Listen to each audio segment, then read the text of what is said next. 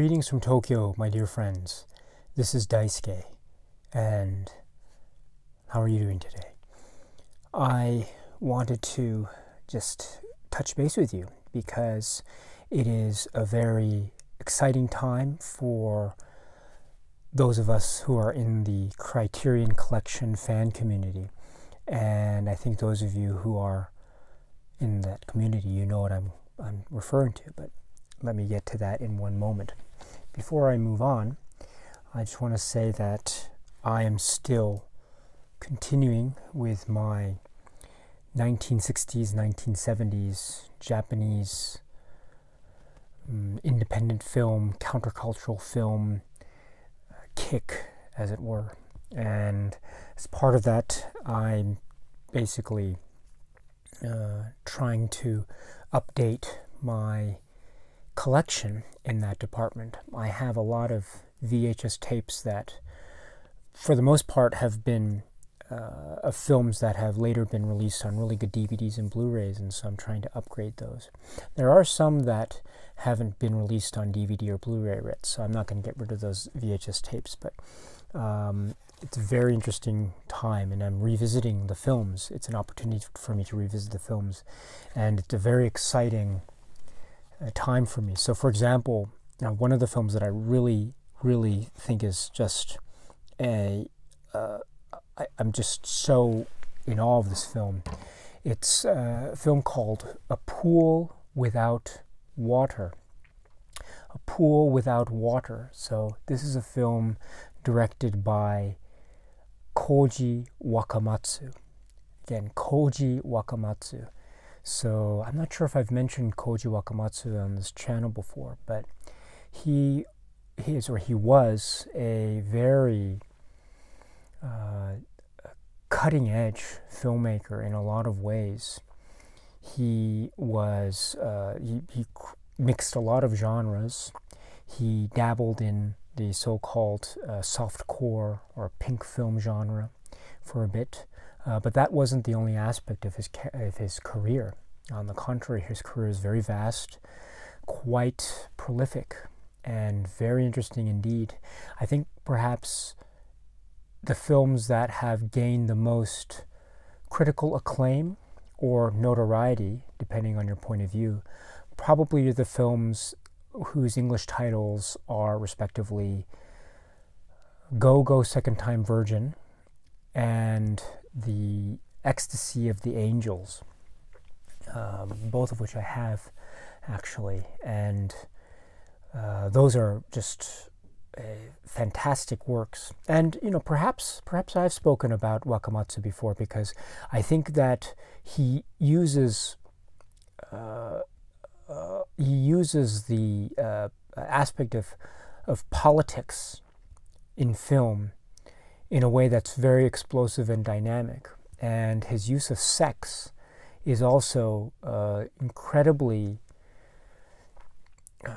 thought-provoking in his films, and I truly mean that. So one of these days I really want to talk more about Wakamatsu, because he's a filmmaker whose films mean quite a deal to me.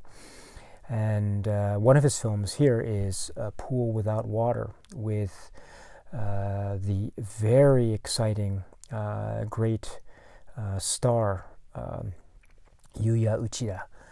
So I'm not sure. I think this is available outside of Japan fairly accessibly. So if you have a chance, please take a look at this, Pool Without Water.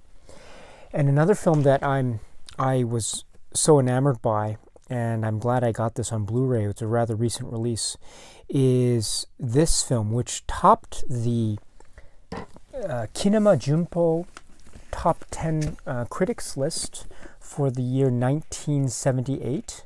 And this is the film called Sod, or in English I think it's translated into Third Base. And this is a film, yes, just to be clear, yes, this was number one on that best of list from 1978 for Japanese cinema. And this is a film directed by Yoichi Higashi, with a script penned by none other than Shuji Terayama. And this is another example of an Art Theater Guild film, ATG film. And so a very independent film, quite cutting edge, very provocative, I think.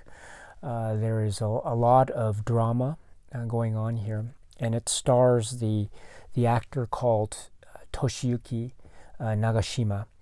And I don't know if the name is familiar to you, but he does appear in a number of films. I would say perhaps for those of us who are fans of the Criterion Collection, you might recognize him as being the lead in one of the segments in the film Mishima, A Life in 4 Chapters. He played the young protagonist in the excerpt Runaway Horses in that film Mishima. And so he has a very brooding, quite mysterious presence about his performance. And so this film is I don't know how to put it, it's so tragic and moving, and quite uplifting in many respects. And so I don't know, again, as to its availability outside of Japan, but if it is available, I would strongly recommend it. Third or third base, as in baseball, right? Third base. And so this is by Yoichi Higashi. So Yoichi Higashi. And the other film that, well, actually, I'm probably going to watch this after I finish this video, just to revisit, just to cleanse the palate, as it were. This one, Don't Torture a Duckling. And so I was asked by a viewer who is a recent subscriber, so thank you very much. And this viewer asked me about giallo films and other giallo films that I like. Who knows, one of these days I might try to put together a giallo favorites list, but I'm not sure if anyone's interested in that. But I'm not a giallo expert by any stretch of the imagination, but I do enjoy the genre very much. And I do have a number of favorites within the genre, included in which, of course, is the great film here by Lucio Fulci called Don't Torture a Duckling. Now, this is well, I don't want to say anything about it because I think describing it would be spoiling the surprises. It's quite violent, it's very intense in places, so this isn't for everyone. And, you know, this is the Arrow release from the UK, and so it has the 18 certificate on the cover there, for good reason, because it is quite a violent affair. But it is, on top of that, a prime example of the giallo genre par excellence. So, Don't Torture Ducklings. So this is what I'll probably be watching after I finish this video. But on to the main attraction, as it were, which is this. So today is April 10th, 2019. And so by now, I understand that at long last, the Criterion Collection has launched its streaming service called the Criterion Channel. Now, this is very exciting indeed, because as we know, with the loss of Filmstruck late last year, there was a void, at least as far as I understand it, with respect to that kind of art film, or dare I use the word niche. And so with the loss of Filmstruck, there was this, of course, this yearning for a kind of streaming service that would provide films that were in the Criterion Collection catalog. Well, now, of course, we have Criterion doing us the favor, or doing the community the favor, by launching the service. So I am very excited for the community, and this is great news indeed. So I'm very supportive, I'm very excited. So thank you very much for those of you who have been sending me messages about your excitement for the Criterion Channel. It's really very, very charming, and I'm so appreciative of it. As some of you know, I don't have streaming services. I don't subscribe to them. And as I say, who knows, that might change with the passing of time. And as physical media perhaps starts to wane, which I hope is later rather than sooner. But it's inevitable, I think. And so one day perhaps I will become a streaming services guy. But in the meantime, I'm not into streaming services directly. Now, that's not to say that I am philosophically opposed to streaming services. I think they're great. I think they provide a wonderful outlet or a means by which these great films can be seen at a reasonable price. So I am applauding this development by the Criterion Collection, very much so. And I know a lot of people in the community that I know are very excited, and they're pouring through the services, as they should, because there's a lot there. So it's really wonderful. I'm in Japan, and so officially speaking, of course, the service isn't being provided where I live, and so I don't have any access to it anyway. And also, given the fact that I'm not a streaming services guy, I don't have the service. I'm not a subscriber to the service, so I really don't have any specific details or comments to make with respect to the specific aspects of the service itself, or the interface, or what's being offered, etc. So the usability of it, etc. So I really can't comment on it. And if I receive any comments or questions about that, unfortunately, I won't be able to answer them because, as I say, I don't have any direct experience. So I just ask for your understanding and patience about that because, again, I really don't know anything about the Criterion Channel other than as a passive observer. So, and that's because of the circumstances that I find myself in living here in Tokyo, and also my approach to consuming media. But please, I'm still very much happy to hear your enthusiasm for the service. And who knows, if you have any thoughts or comments about it, I'm still open to listening to them. I'm all ears to that. So please let me know how it is. As I'm often say, I like to live vicariously through the experiences of others with respect to certain films and certain services that I might not necessarily be able to experience on my own directly. And so I think the Criterion Channel is part of that for me. So in that sense, I would love to hear your thoughts and comments about your own personal experiences with the Criterion Channel. I'd love to hear that because it makes me very excited and enthusiastic. And if you watch anything that's worthy of note, please let me know, because anything that you watch that excites you will automatically get me excited as well. So anyway, hooray for Criterion. It's a wonderful time to be a fan of the Criterion Collection. So let's hope the Criterion Channel is off and running to a fine start. Of course, I'm sure there are bugs and little things that need to be remedied and repaired, but it's better than nothing, and everything will improve, and hopefully it will last for a long, long, long time. And speaking of the Criterion Channel, I should mention here that, as I say, I am a member of the 25th Frame Media Network. I am a very proud member of this network.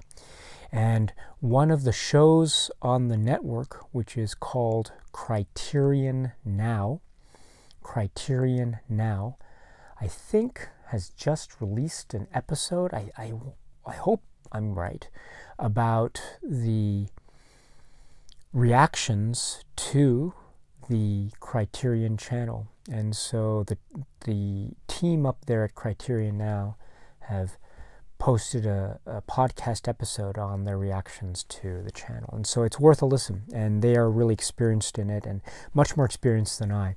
So if you're looking for any detailed analysis or review of the channel, at least at this infant stage, so to speak, I would recommend checking out Criterion Now, the episode on the Criterion channel. Finally, I should say that, as I said, I'm not a streaming services guy, and I live in Tokyo, so I don't have access to the Criterion channel anyway. So, and that's the thing with Criterion.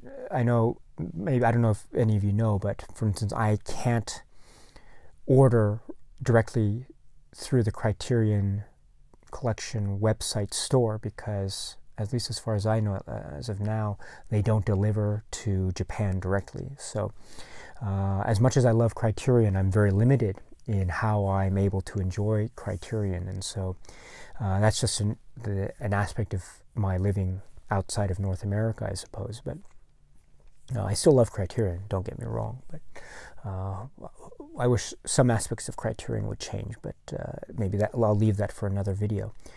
But still, again, it's a very great time to be a Criterion Collection fan, and I'm very excited for the community writ large. I should say also that I did look at some of the films, or the list of films that were on offer, and I must say that some of them really caught my attention in a very positive way, and so I am very excited for that, for the prospect of people seeing as many of these films as possible. Really quite wonderful. It really warms my heart in many ways. I would say that if I were a subscriber to the Criterion channel now, I think I could say with a great deal of confidence that the first film that I think I would choose to watch on the Criterion channel as a means of an inauguration into the service, the first film that I would watch, there are many great films, of course, many great films, so many to choose from. In fact, too many great films to choose from, I admit that. So picking the first film might be very difficult. But when I saw the list and I was scrolling down and I was looking at the titles one at a time, I was just amazed at the title list. But there was one title in particular that really caught my attention. And so therefore I would choose this film as being the first film I would watch on the Criterion channel if I were to be a subscriber to the channel at this point in time. And what's that film, you ask? Well, the film is none other than Bugsy Malone. So Bugsy Malone, I understand, is being offered on the Criterion channel. Now, this is a very interesting thing indeed. Now, I don't know if this is any indication of any possible plans in the future for Criterion to release Bugsy Malone on a physical media Blu-ray. I have no idea. I can't speculate beyond what I know as far as its offering on the Criterion channel. So I don't make any comment on the possibilities of that. But I can say that I really love the film Bugsy Malone. It's one of those films that I saw as a kid many times. I was so in awe of the construct, and I love the songs. My favorite song, well, there are a lot of songs I really like, but the ones I really like,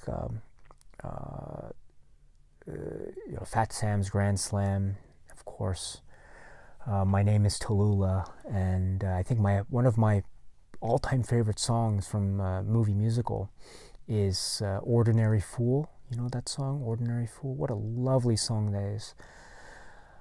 One of my little, one of the things I like to do on YouTube as a viewer is find covers of people performing Ordinary Fool, because it's often performed in stage musicals and the like, and so I really love that song, and I love to listen to cover versions of that song, Ordinary Fool. It's a song that means a lot to me. But what was I saying? So yeah, so Bugsy Malone.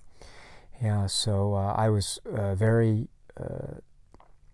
I loved the film as a kid, and I watched it over and over and over again. When I was a kid, I was watching it, and I had I remember I had the biggest crush on Jodie Foster in that film.